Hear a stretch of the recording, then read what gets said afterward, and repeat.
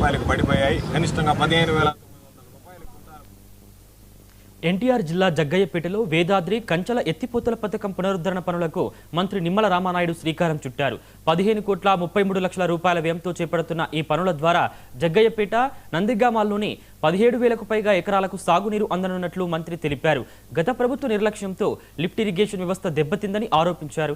Lift irrigation వ్యవస్థను బలోపేతం చేసి రైతులకు శాశ్వత సాగునీటి భద్రత కల్పించడమే తమ ప్రభుత్వ లక్ష్యమని పేర్కొన్నారు.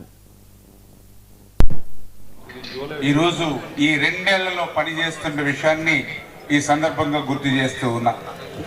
ఎందుకంటే ఇప్పుడే మనకు ముందు మాట్లాడినటువంటి పెద్దలు, మనకు ముందు మాట్లాడినటువంటి వక్తలు అందరూ కూడా చెప్పడం జరిగింది.